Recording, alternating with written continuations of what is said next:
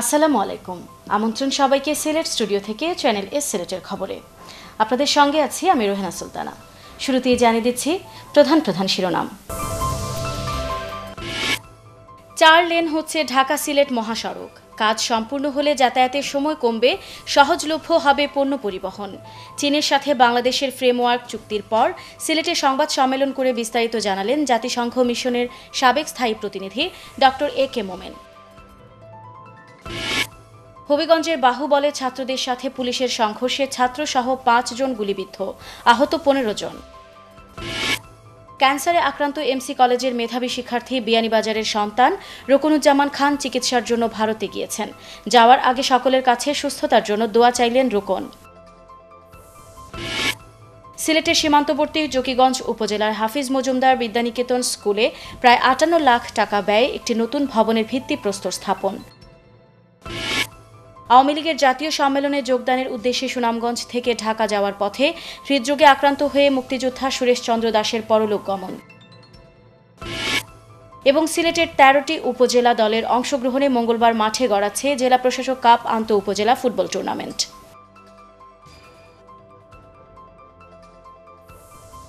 শুনছিলেন শিরোনাম, এবারে পুরো খবর।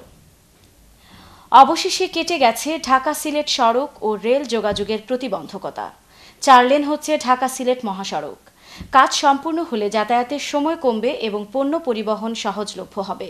চীনের সাথে পরিবহন ও সেতু মন্ত্রণালয়ের ফ্রেমওয়ার্ক চুক্তির পর সিলেটে সংবাদ সম্মেলন করে পুরো বিষয়ে জানালেন জাতিসংঘ মিশনের সাবেক স্থায়ী প্রতিনিধি ডক্টর AK আব্দুল মোমেন।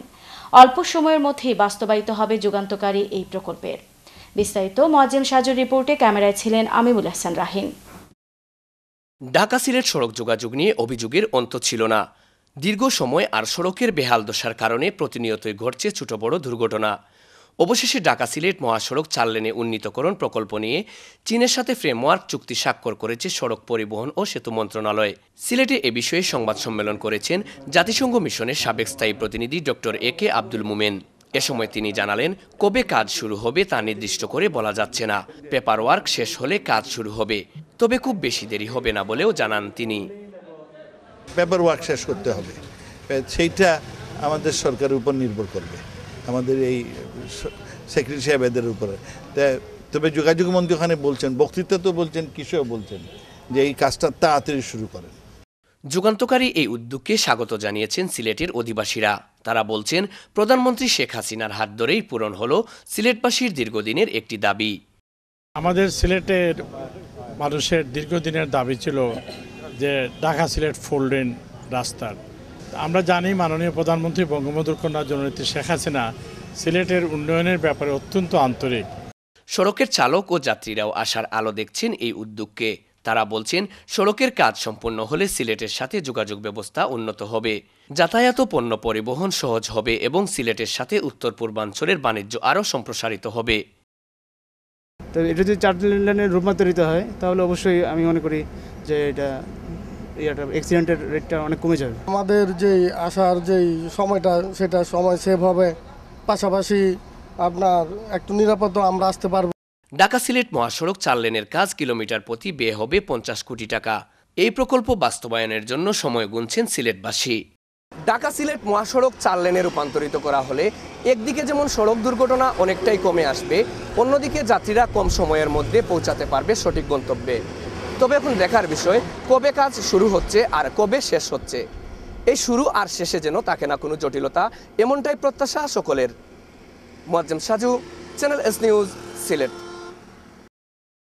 হবিগঞ্জের বাহুবলে ছাত্রদের সাথে পুলিশের সংঘর্ষে ছাত্রসহ 5 জন গুলিবিদ্ধ সহ 15 জন আহত হয়েছেন। এ সময় বিক্ষুব্ধ জনতা থানা ভবন ভাঙচুর করে। গুরুতর আহত অবস্থায় 15 জনকে হবিগঞ্জ সদর হাসপাতালে ভর্তি করা হয়েছে।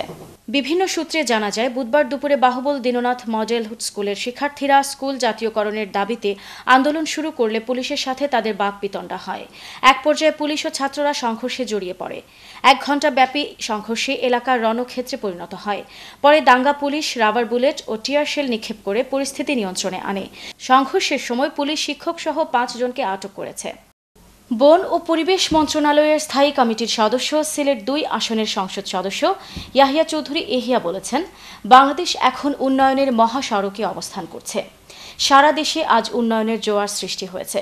দেশের উন্নয়নের এই মাইল ফলক দেখে বিশ্বের অন্যান্য দেশগুলো বাংলাদেশের সহযাত্রী হচ্ছেন অত্র এলাকার প্রবাসীরাও।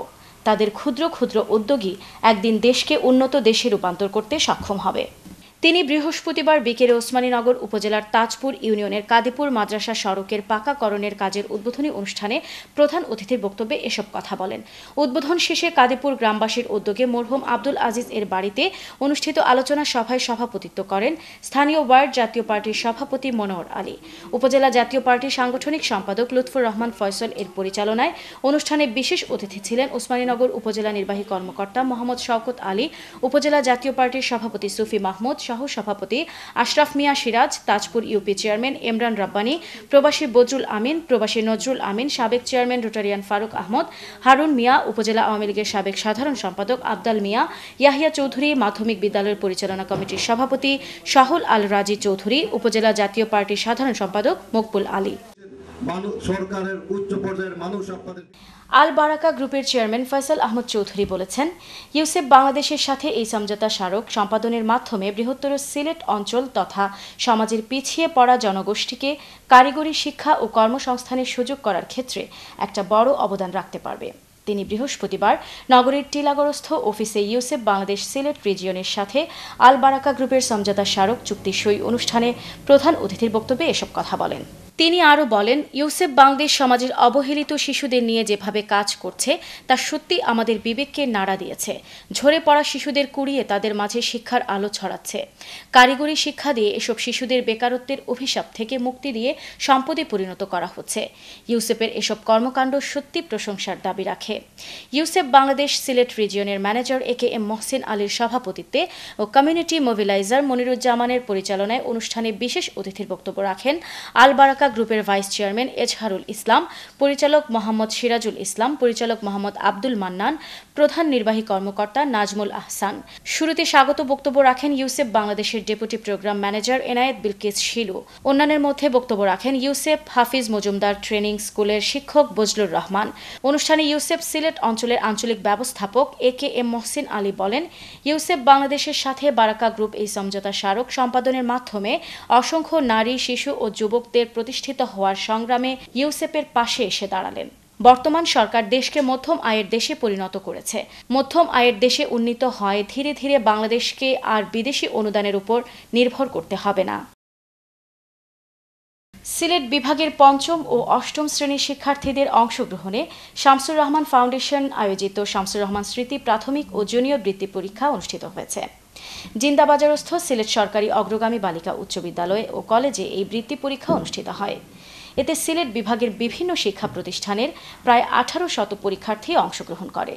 সিলেট বিভাগের শিক্ষার্থীদের মধ্যে 18তম শামসুর রহমান বৃত্তি প্রাথমিক ও জুনিয়র বৃত্তি পরীক্ষা শুক্রবার সরকারি অগ্রগামী বালিকা উচ্চ বিদ্যালয় ও কলেজে অনুষ্ঠিত হয়েছে। এতে প্রায় 1800 পরীক্ষার্থী অংশগ্রহণ করে।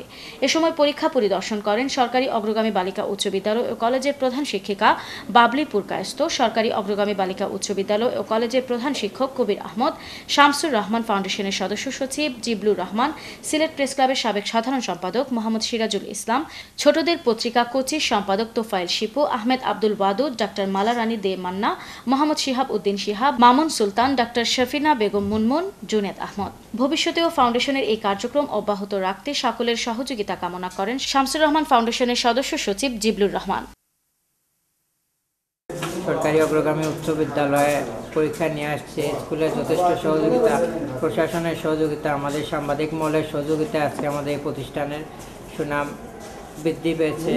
ভবিষ্যতে ওনারা সহযোগিতা অব্যাহত রাখবেন, এটা আমরা কামনা। সিলেটের খবরে নিচ্ছি ছোট্ট একটা বিরতি। আমাদের সঙ্গেই থাকুন, ফিরে এসে অন্যান্য খবরের সাথে দেখবেন। ক্যান্সারে আক্রান্ত এমসি কলেজের মেধাবী শিক্ষার্থী বিয়ানীবাজারের সন্তান রুকনুজ্জামান খান চিকিৎসার জন্য ভারতে গিয়েছেন। যাওয়ার আগে সকলের কাছে সুস্থতার জন্য দোয়া চাইলেন রুকন। সিলেটের সীমান্তবর্তী জকিগঞ্জ উপজেলার হাফিজ মজুমদার বিদ্যানিকেতন স্কুলে প্রায় 58 লাখ টাকা ব্যয়ে একটি নতুন ভবনের ভিত্তিপ্রস্তর স্থাপন। আওয়ামী লীগের জাতীয় সম্মেলনে যোগদানের উদ্দেশ্যে সুনামগঞ্জ থেকে ঢাকা যাওয়ার পথে হৃদরোগে আক্রান্ত হয়ে মুক্তিযোদ্ধা সুরেশ চন্দ্র দাসের পরলোক গমন। এবং সিলেটের ১৩টি উপজেলা দলের অংশগ্রহণে মঙ্গলবার মাঠে গড়াচ্ছে জেলা প্রশাসক কাপ আন্তঃ উপজেলা ফুটবল টুর্নামেন্ট।